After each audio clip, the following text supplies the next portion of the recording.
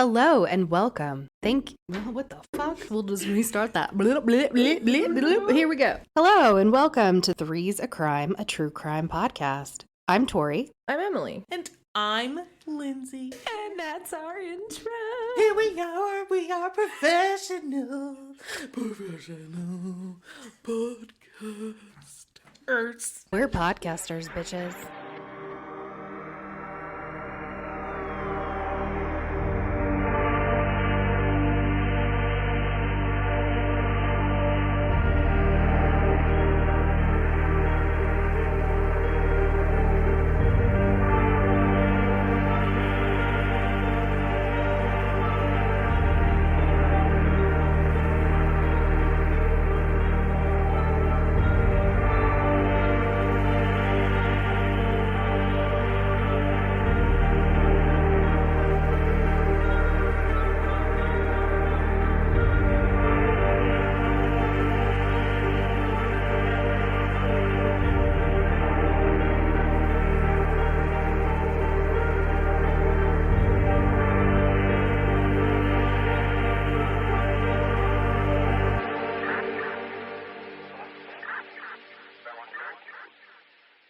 Welcome, Weirdlings. Welcome, Weirdlings. What a bitches. Bitches.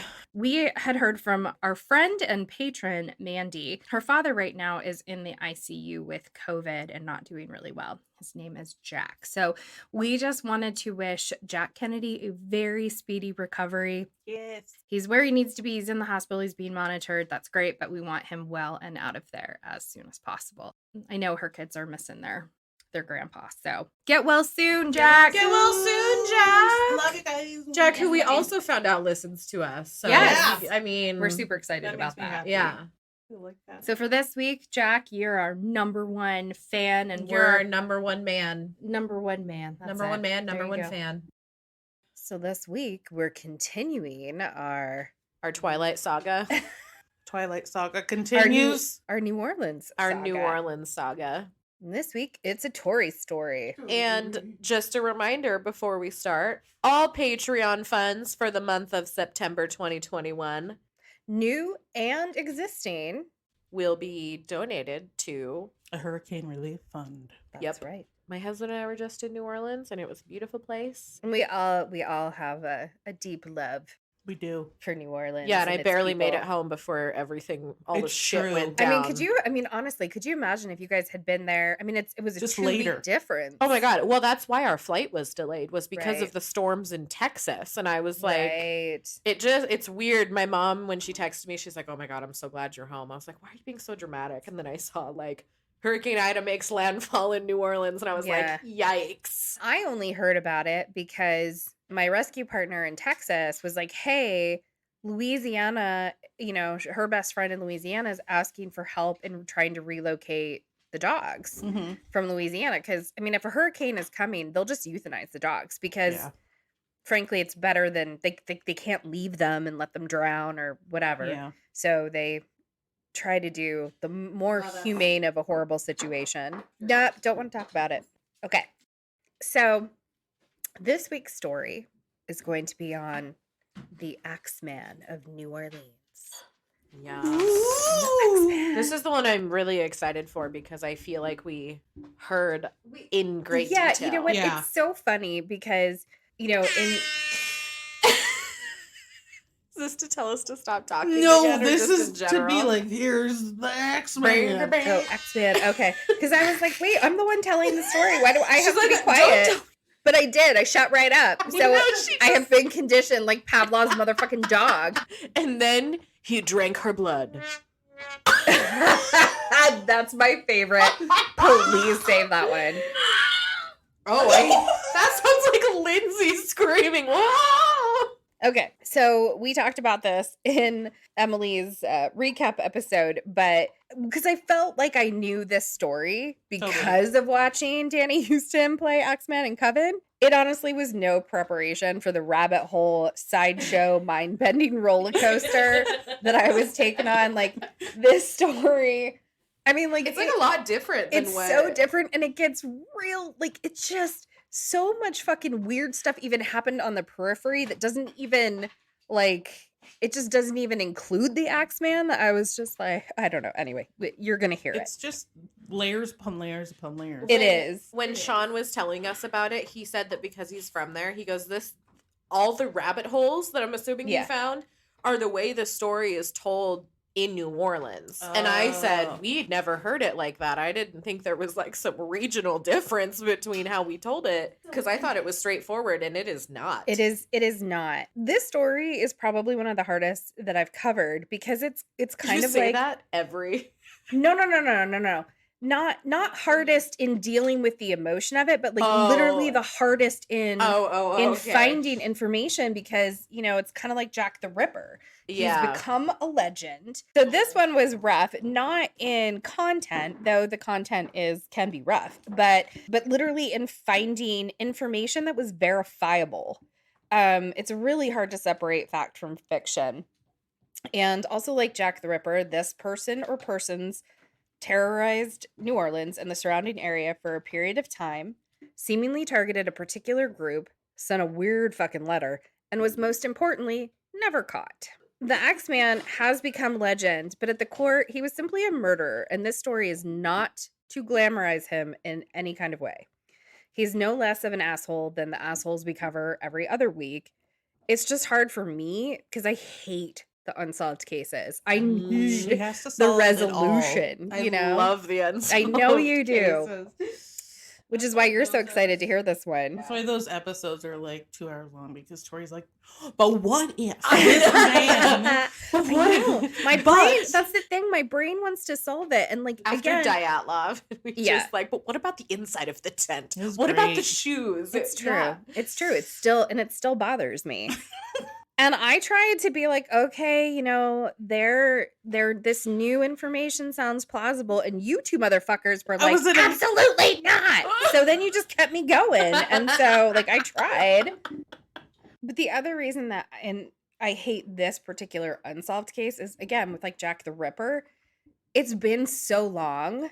Like, we're not gonna find Like, the we're answer. never gonna know. Yeah. Like, they're probably never gonna solve it, and then there's never gonna be any justice for the victim. So, But we thought Black Dahlia was never gonna be solved, and I'm pretty sure it has. I mean, like, we feel like we know, oh, but we know.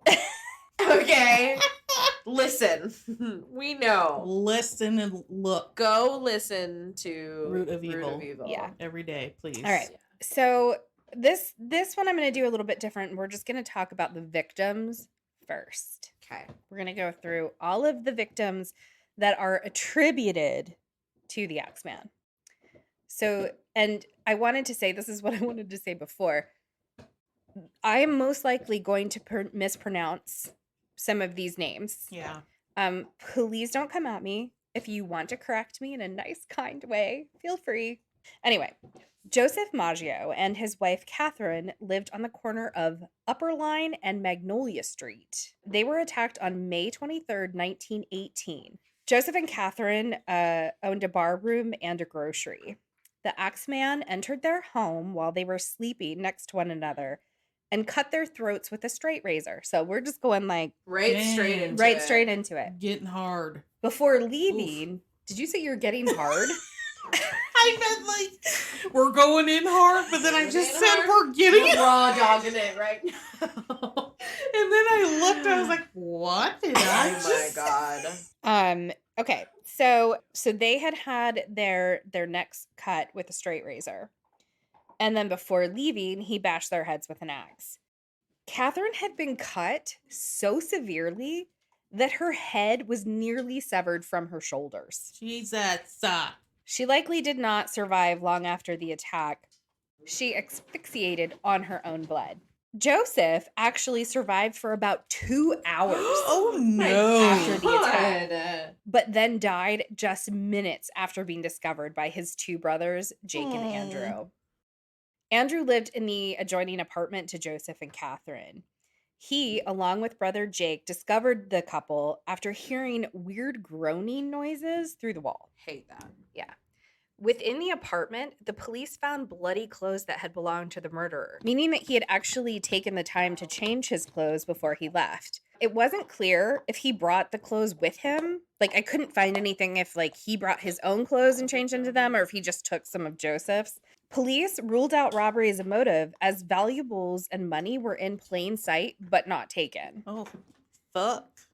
The bloody razor was found on a neighbor's lawn, and it was found to belong to Joseph's brother, Andrew. Ew. Andrew was a barber, and one of his employees told the police that he had taken the razor home 2 days before the murder because it had a nick in it that he wanted to smooth out. Mm-mm. And, well, police felt exactly like you do, Linz, and he immediately became the prime suspect. Along with having the possession of the murder weapon, police didn't believe that he could have been home at the time of the attack and not heard the murder taking place. Andrew explained that he had been out drinking that night and blamed his level of intoxication. Like, I just came home and passed out. I didn't hear a thing. In the end, police weren't able to break his story, and they couldn't disprove his other story that a strange man had been hanging around the area. Mm. So that was the first couple. Then Louis Bermer lived at the back of his grocery store, which was on the corner of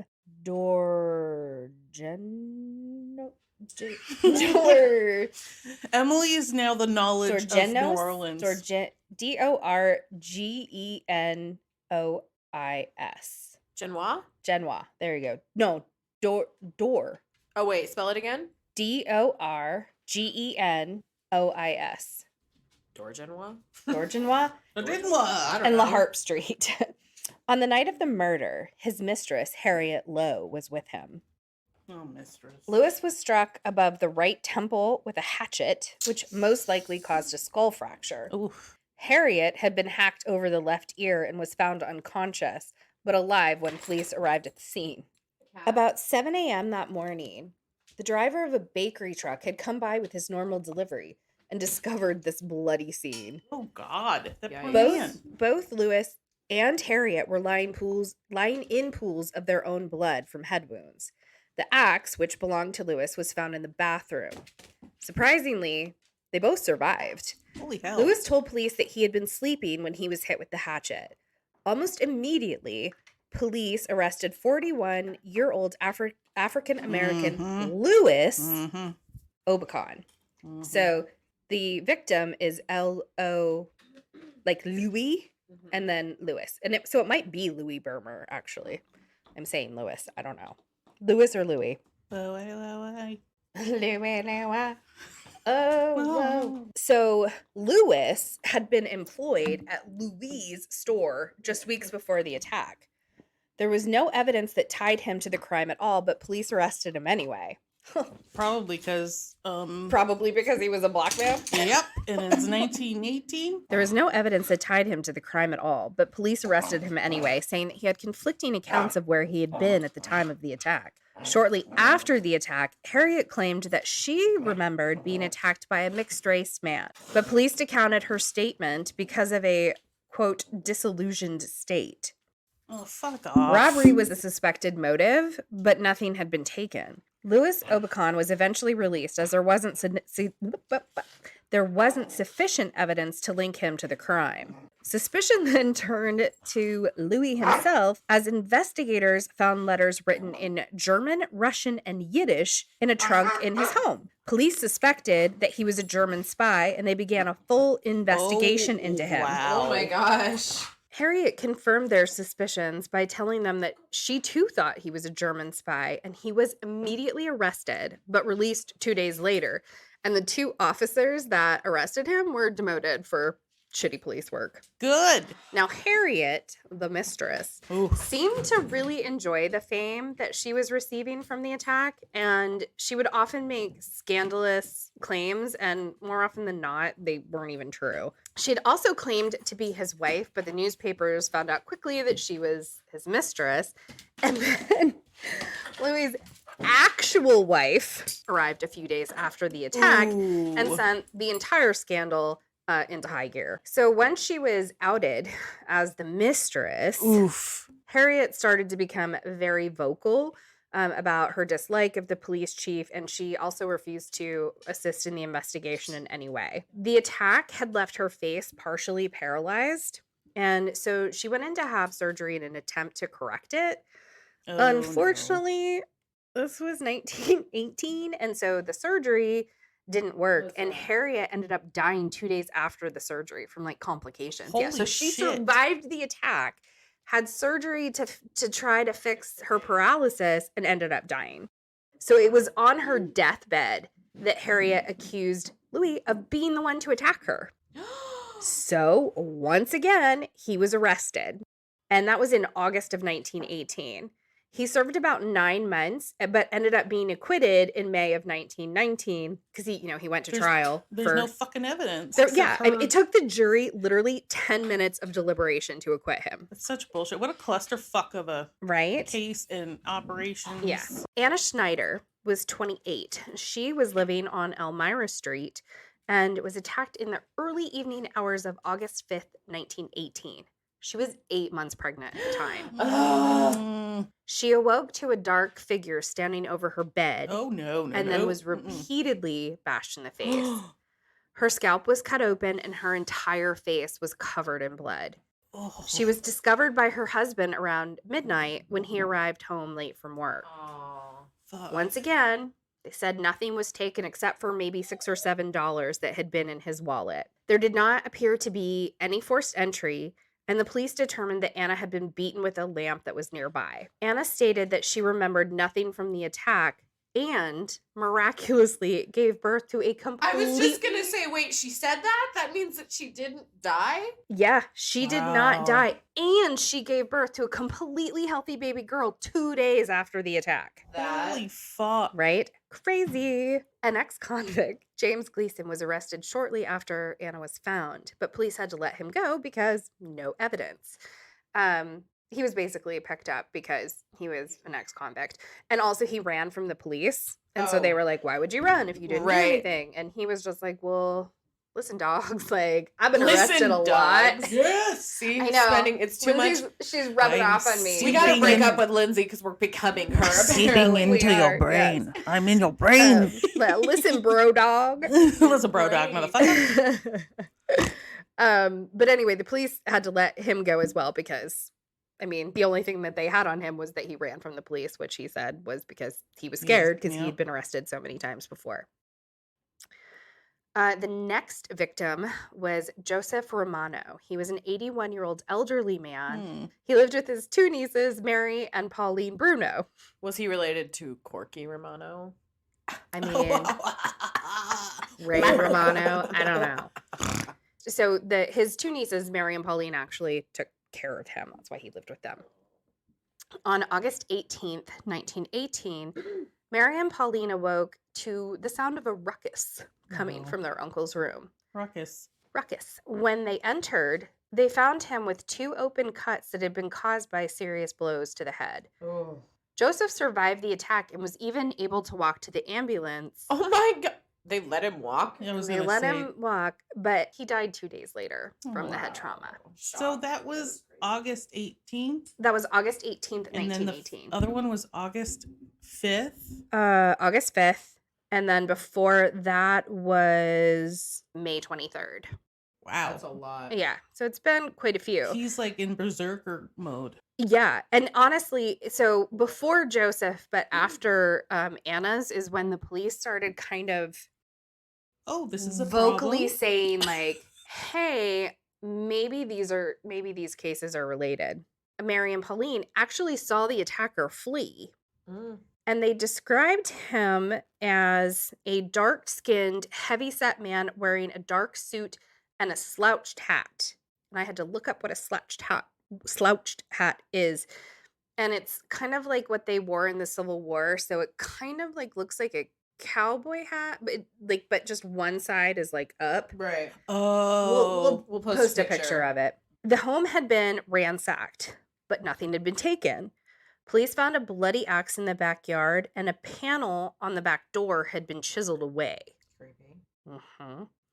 At this point, like, all of New Orleans is in a panic. I mean, it's like, what is Random happening? people are getting axed. Right, exactly. Police kind of had been, started asking people for tips or whatever, and they just got inundated with with calls.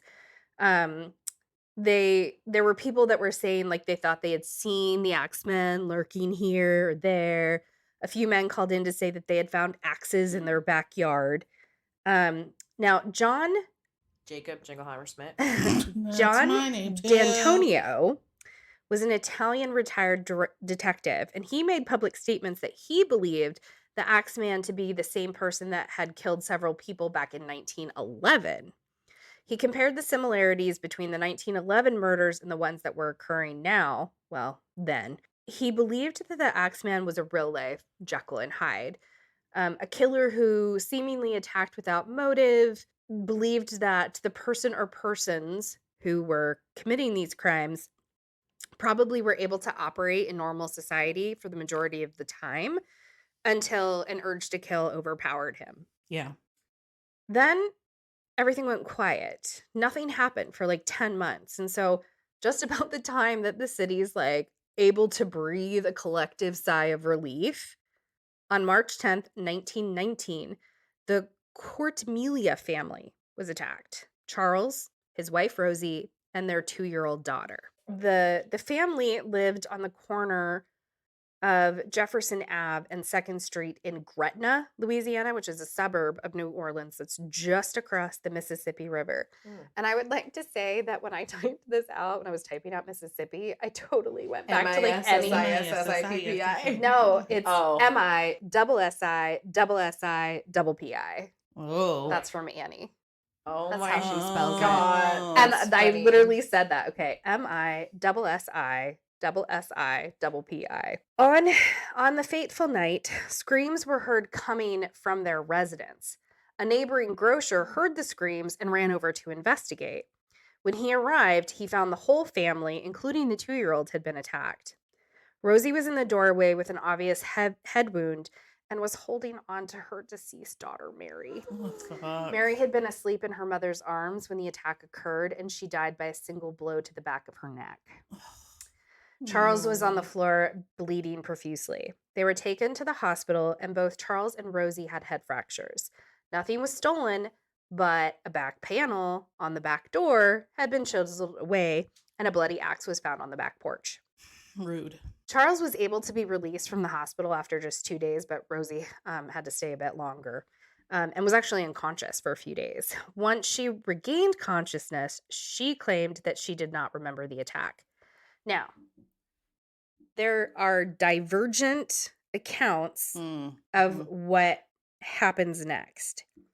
So very briefly, like Wikipedia says that she accused the grocer and his son, and that she admitted later that she had lied, and that she did it because she was jealous and spiteful because they were grocers.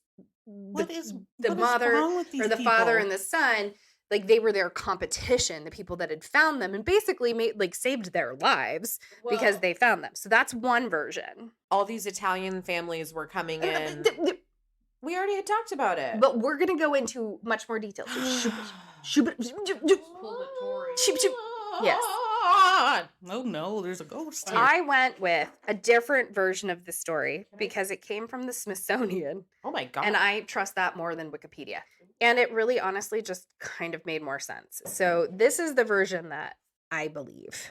Police seem to have honed in on the grocer and his son who had found them. And so apparently while she was in the hospital, they were like, who hit you? Was it the Giordano's? Frank did it, didn't he? Oh God. Right. And her doctor said that she consistently maintained that she did not know who attacked her. But as soon as she was well enough to leave the hospital, they arrested her as a material witness and only released her when she would sign an affidavit accusing her neighbors. What the fuck? Christ, dude. It didn't seem to matter that the grocer was 69 and in ill health and was not capable of committing the crime. Nice. His son, 69. Frank, was more than 6 feet tall and weighed over 200 pounds, and he wouldn't have been able to fit into the door panel. So despite all of this, and Charles, he publicly refuted this affidavit, but it didn't matter They were put on trial, and the trial lasted a week. Well, they were arrested, put on trial. The trial was a week, and despite there being no evidence against them other than this testimony from Rosie, That was like coerced. they were found guilty. Wow. What in the So- good God fuck? Yeah.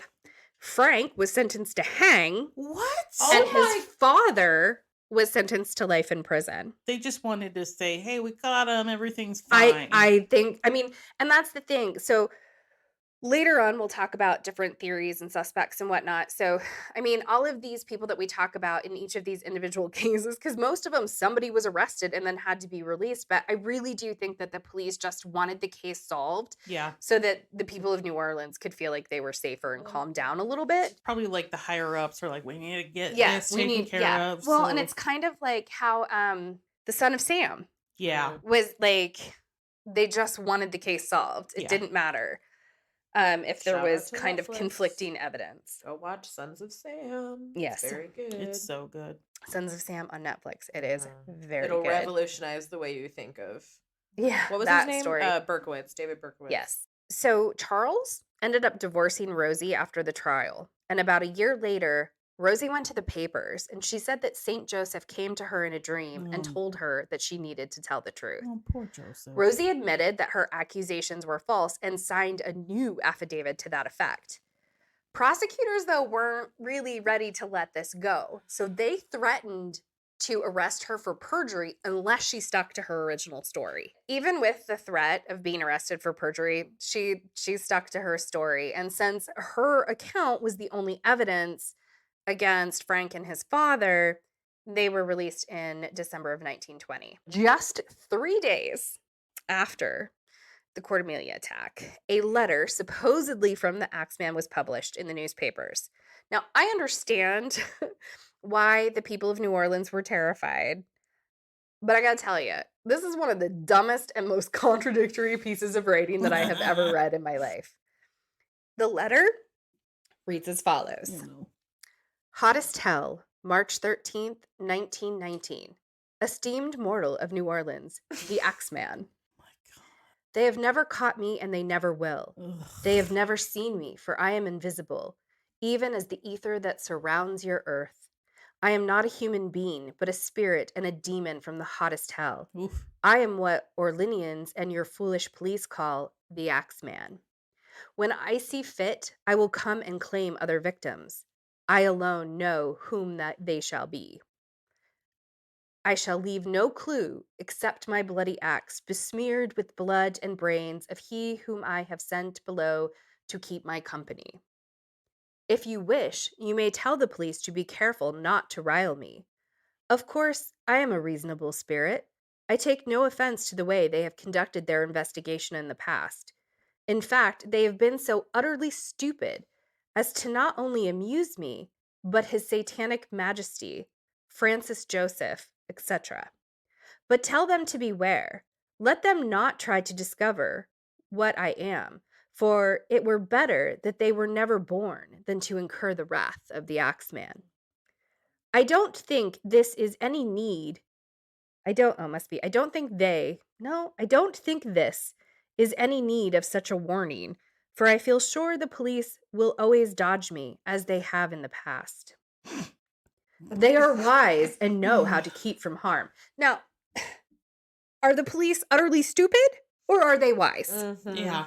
Come on. Right? Do the police need a warning? Okay, not to chase him? BTK, quit Yeah. fucking stroking your dick here. Right? Like, you But it's are like, an idiot. Do the police need to be warned or do the police not need to be warned? Whatever. Anyway, okay, back to the letter. Undoubtedly, you Orleanians think of me as a most horrible murderer, which I am. But I could be much worse if I wanted to. If I wished, I could pay a visit to your city every night. At will, I could slay thousands of your best citizens, and the worst, for I am in close relationship with the angel of death. Now, to be exact, at 12:15 earthly time on next Tuesday night... God One damn it. fortnight. Yes. Like, Now, but it's so funny. Now, to be exact, at 12:15 earthly time is in parentheses, by the way. On next Tuesday night, I am going to pass over New Orleans. In my infinite mercy, I'm going to make a little proposition to you people. Here it is. I am very fond of jazz music, and I swear by all the devils in the nether region that Nether region sounds like you're drunk. yeah, nether regions that every person shall be spared in whose home a jazz band is playing in full swing at the time I have just mentioned. If everyone had a jazz band going, well, then, so much the better for you people. One thing is certain, and that is some of your people who do not jazz it out on that specific Tuesday night, if there be any, will get the axe. Oh my god, it's still going? Yes, this is the end of it. Oh my god. Well, as I am cold and crave the warmth of my natus Tartarus, and it is about time that I leave Tartarus. Tartarus sauce. Tartarus. My native Tartarus. Sauce. And it is about time I leave your earthly home, I will cease my discourse, hoping that thou wilt publish this and that it may go well with thee. I have been, am, and will be the worst spirit that ever existed, either in fact or realm of fancy. You're right. You are the The worst Axeman. spirit that has You're ever the worst existed. writer, So, bro. Tartarus, by the way, Tartarus. is Tartarus. in Greek mythology is the deep abyss that is used as a dungeon to torment and suffering, for the wicked, and as a prison for the Titans. It's also a place, according to Plato, where souls are judged after death and where the wicked receive divine punishment. It is considered to be a primordial force or deity like the earth, the night, and time. So whether or not it was really a letter from the actual Axeman, The every- actual the actual Axeman, every home, bar, and dance hall blasted jazz that night. People that couldn't afford a band or a phonograph, which Emily, I that's a know. record player. What's a record? Yeah, so I actually expected you to say that, and I wrote, vinyl is so popular again that your generation should know what a record player I is. know what it is. Anyway, those dance halls were packed to the brim, pretty much, yeah. Discotheque. And there were no murders that night. So, Because he was the flying above the city with thy he will. was, what did he say? I am going to pass over New Orleans. I just thought the letter was so cheese. And you know what I thought? It sounded to me, it was so cheesy, it kind of reminded me of like Bridgerton. And I'm like, I wonder if a woman wrote this. Or a child, like a kid, like a 13-year-old boy is what I Yeah, imagine. I mean, writing it's this. just- Like a 13-year-old boy who took time out of his D&D campaign to write Yes, a letter 'cause and I send was it to the gonna say police. somebody Yeah. was real into D&D. campaign. The next, so that happened. That happened. That happened We're- on March 13th, 1919 is when that was posted. Okay, and then nothing happened again until Steve Bocca, another Italian grocer, awoke to Oh. find a dark silhouette standing over his bed in August of 1919. He was struck until he passed out, and he managed to make it to a neighbor's before collapsing on their doorstep. He survived, but his injuries were actually the most severe of any of the living victims. His skull had literally been cracked open, and not surprisingly, he was left with no recollection of what had happened. I can't believe how many of these people lived. I know. It's am- really like half and half. I think weird. they attribute 12 victims and 6 of them lived and 6 died. Then on September 3rd, 1919, neighbors went to check on 19-year-old Sarah Lauman, who lived alone. When they didn't get an answer, they broke in and found her lying on the bed, completely unconscious. She had a head injury and was missing several teeth. Oh, God. Oh, no. Please, people understand I am not laughing at the victim. I'm laughing at Lindsay. Lindsay's sound effects all the time. They just crack our shit up.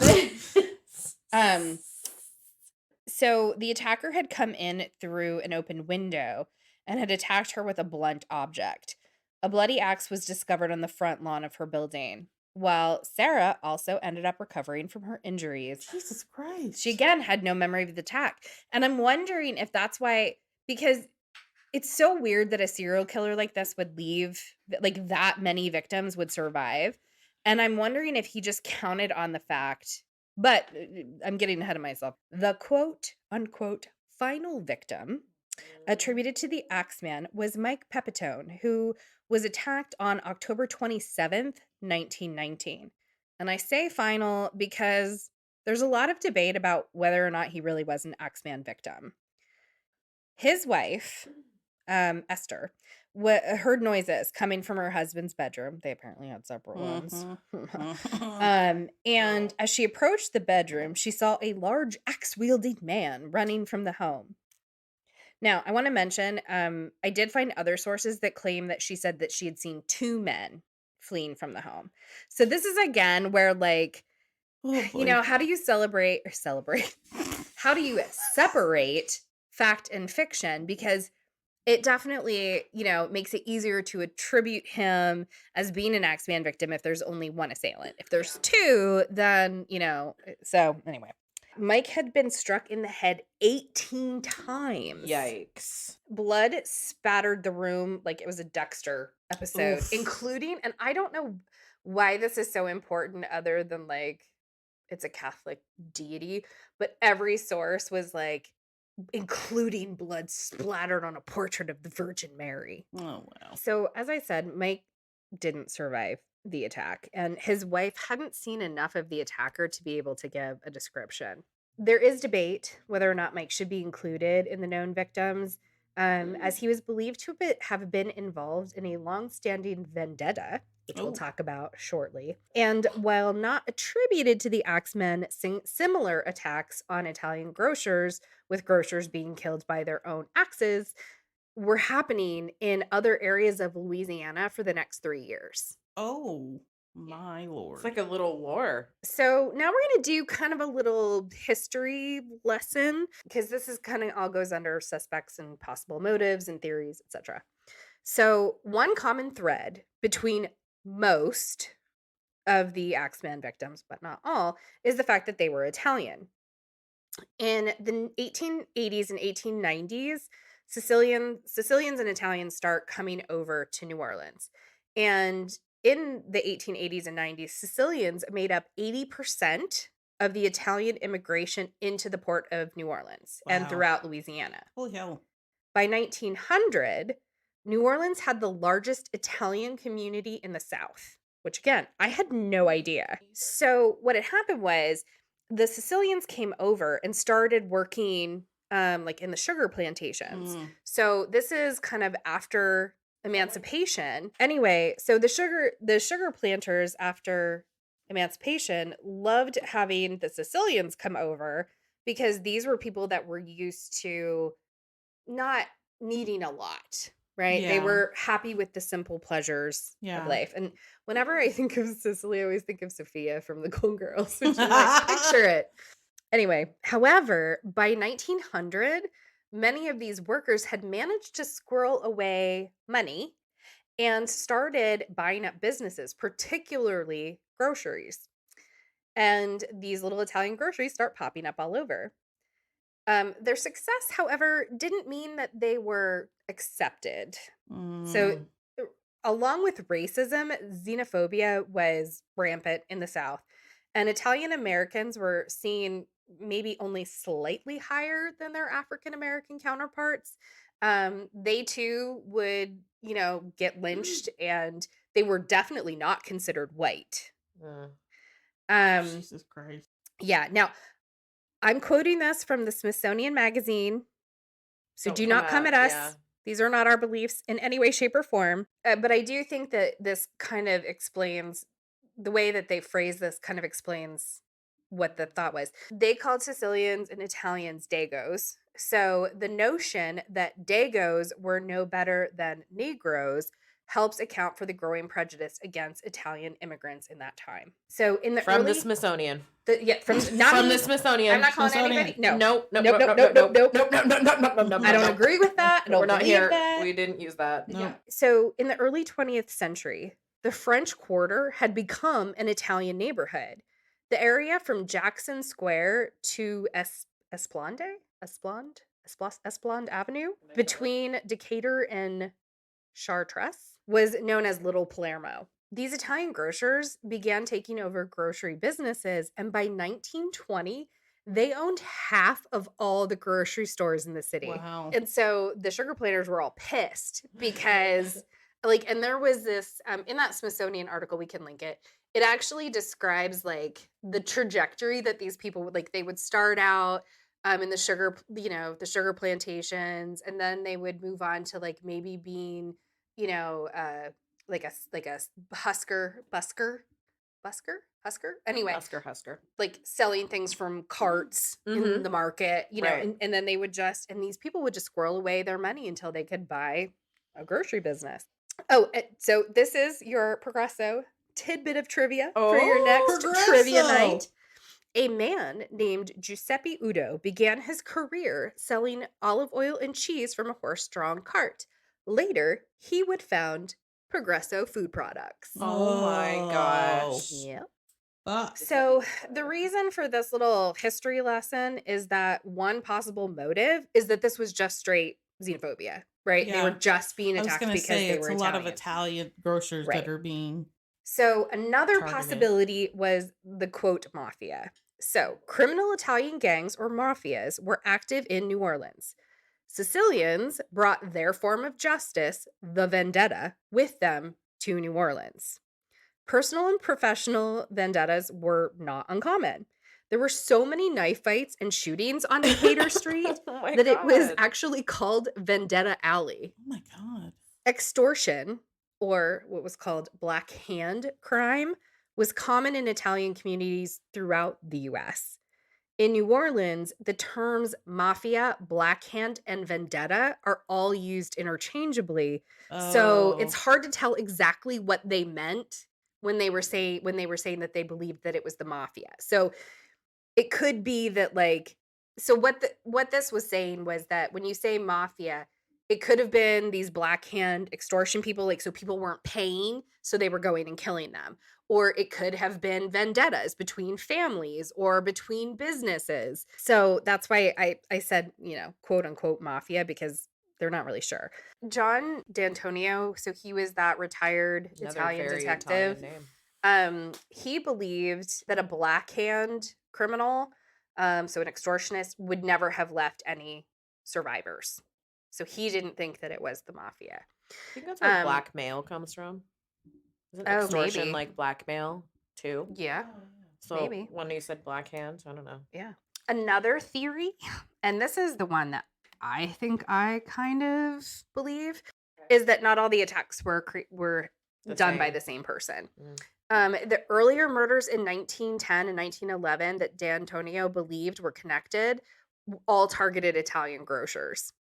And so there is a possibility that, like, the Italian victims in those cases were part of one set of murders being committed by someone, and then somebody else who was just murdering under the guise of the Axemen because they knew that they could attribute that it would be attributed to them. Yeah. So, while some witnesses claim to have seen a large, heavy-set African-American man, other eyewitnesses claim that the Axeman was white, in his 30s, and was working class. Wow, those are two very different Yeah. accounts. Very different things. But one thing that police were pretty sure of is that the attacks that had, I mean, these were all break-ins, and in particular the grocers, that they figure that whoever was doing it was an experienced burglar, even though they never took anything. Then there are some, like, the more woo-woo out Yeah. there theories that,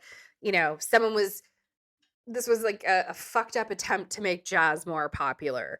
And then there are some people that believe that it really is some kind of a spirit or demon or, Yeah. specter that committed the crime. The final theory that I'm going to mention. Now, there are a million, and I went through and picked the ones that I thought were kind of the most relevant. But so this theory is that the Axeman was a man named, or with the alias, because supposedly he had a lot of aliases, a man by the name of Joseph Mumfree, and that he was shot years later by the widow of the final victim, Mike Pepitone. Ooh. So after her husband's murder, Esther Pepitone and her children moved to LA. In that same year, she married a man by the name of Angelo Albano.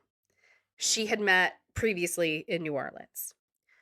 Albano had gone into business with a man going by the name Joseph Doc Mumfrey. He was a pharmacist, but he was also a convict and criminal. Ugh. He had several aliases and was rumored to have been in a gang that targeted Italian business owners. And he had actually gone to jail for bombing an Italian-owned grocery store. God, stop doing that. Now, on the anniversary of Mike Pepitone's death, Angelo Albano left his home to go buy some produce and never returned home. This is like on the anniversary of Mike's death. Holy hell. He had been to the grocery store, went to the bank, made a withdrawal, and then just like, poof, disappeared. Esther questioned Mumfrey, who said that Angelo was being held in an extortion attempt and that she would be contacted at a later date for more money. On December 5th, 1924, Mumfrey showed up at Esther's house with a gun, demanding $500 in all her jewelry. She said she'd go and get it, but what she really got was a .38. Hell yeah, And so bitch. when she returned, she pumped Mumfrey full of bullets. Like, she just emptied her gun and then supposedly got a second gun and emptied that one as well. Oh my God, she took out Mumford and Sons. So Yeah, she did. Mumfrey and so, yeah. Yeah.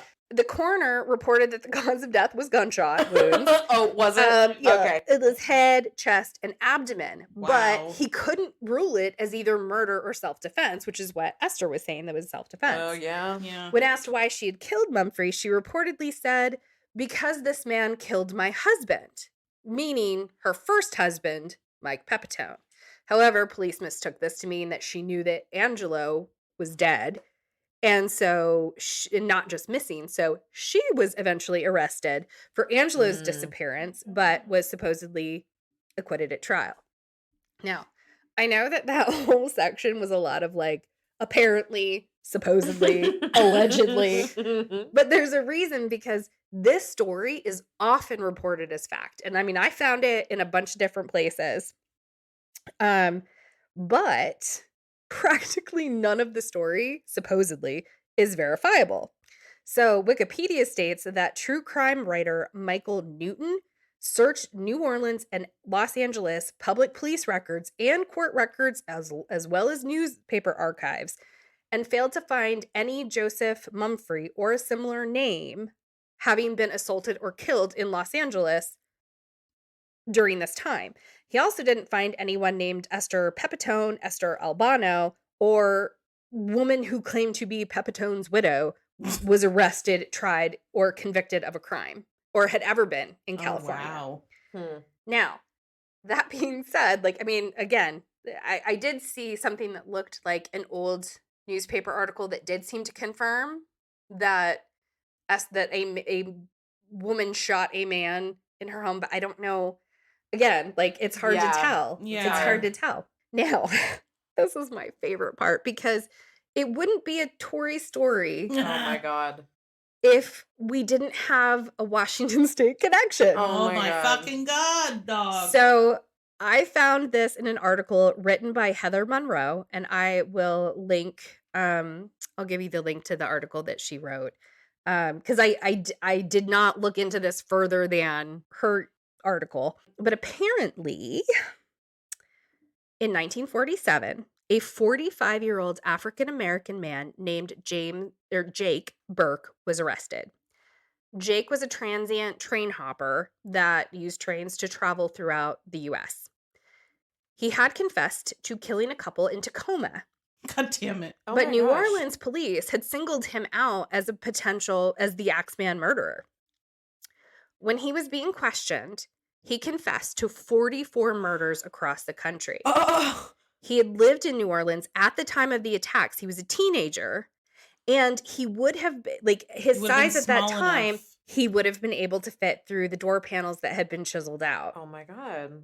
But that's circumstantial. Fuck, No, dude. there's no evidence to tie him to the axe murder crimes, and so police just assumed that his confession was false.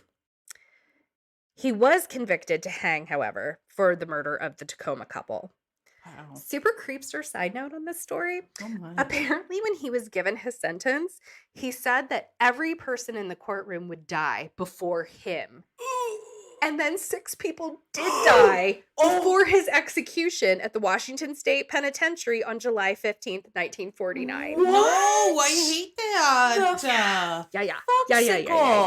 No. And then just a few last little tidbits to share. I love Tori stories because I feel like I am like here. It's like I'm listening to my favorite podcast and then I remember that I'm on it. Yeah. I'm just like, wait, what? No. Now you know why I make all the noises. I know. Tori stories are my fave. Story. So just a few final little tidbits. The house where the first victims, the Maggios, is said to be haunted. And people reportedly hear screams and shrieking. And it's funny because I was like, you know what? If I was evil Tori, oh my God, and I lived in that house, I'd record shrieks and screams and just play them just to freak people out. 100%. My God. If I was like where tourists go by, I would get some Halloween sounds. You'd be making their day. They'd be like, oh my God. Oh, yeah. Anyway, but I'm not evil Tori, so I wouldn't do that. Well, Also, the hospital where Joseph Romano, so that 81-year-old gentleman, was treated, is supposedly haunted by his spirit. I mean, how they would know a particular spirit was haunting a hospital? I was going to say, I'm sure he's died. not the only one, right? Yeah. And then the last thing was the March 13th to 15th. It's tradition to play jazz in the bars, clubs, pubs, whatever, at least one night of those 3 nights to ward off the Axeman. So that's wild. What do you guys think? What do you think? Like, which theory or combination of theories the man makes who's sense to you? traveled the country? It's interesting. I kind of felt like that. It's like a Sam Little. It reminds me of Sam Little. Little. Yeah. I don't know what I think. When I was in New Orleans, now keep in mind, I was super inebriated in New Orleans, like all the time. And on a bunch of the tours, there were like 15 people. And we had one guy and he just had to like yell. Yeah. So there were like kind of bits and pieces that you'd miss. And like Ricardo talked so fast, as you saw, it's just like a whole bunch. So when I was there, I kind of thought mafia or like the whole vendetta thing. It's just feels like both. There's not like one right answer. There's not. And for me personally, because not so every attack seemed to use things that were within the home. Yeah. But not all of the attacks included an axe. Right. And it seemed like the attacks that included the axes were mainly but the Quartz Amelia ones, I don't think they were hit with an axe. I don't know. It's so hard to tell. But I like the vendetta theory. Like, that kind of makes sense. But then some of the other ones just don't really necessarily seem like they fit. She said, so that was her claim, was that Mumfree was the man that killed her first husband, and she didn't believe that it was a coincidence that her second husband disappeared on the same day. And mind you, they never found him. Like, oh God, how very Carol Baskin of him. Her. So, and that's why she claimed that she, that's the Axeman, which is so much more than like I had any idea about. Well, listeners, tell us what you think. We'll put a poll on Instagram. Ooh, and in our Facebook. Yeah, we'll put group. polls on and you can tell us which one you think did it, because there's a lot of theories. There's a lot of theories. The end of the Axeman, man. That's the end of the Axeman. Person. Who knows what their or pronouns Axemen. are now. Sons of Axemen. There's or multiple. Axe spirits. Or you know? We don't know. And we're never going to know. Guard spray. Axe spray. I think maybe Axemen is in charge of Axe spray. 12-year-olds, the only cologne that you can afford. Yeah, your girlfriend's buy you. I remember when it first came out. It was prime time. Loves it. Like high school, junior high, and do you know what? For me, before there was Axe body spray, there was Drakkar Noir. Drakkar Noir. Yes, I remember. And then there were the knockoff Drakkar Noir. At like Rite Aid. Yes. Oh, loved it. But anyway, so that's the end of the story. Thanks so much for listening this week. We love you. We love you. And what you represent and don't represent. Murder. Axe-wielding murderers. Yeah. Okay. Bye. Thanks for listening to this week's episode. We put out new episodes every single Wednesday, and if you're impatient like me, be sure to become a Patreon where you can get your episodes early each week. For as little as $2 a month, you not only significantly support the production of this podcast, but you'll also get ad-free episodes in addition to them being early. Go to patreon.com/threesacrime podcast. For pictures, videos, and links related to this episode, be sure to check out our Instagram at threesacrime. And for more information, go to threesacrime.com.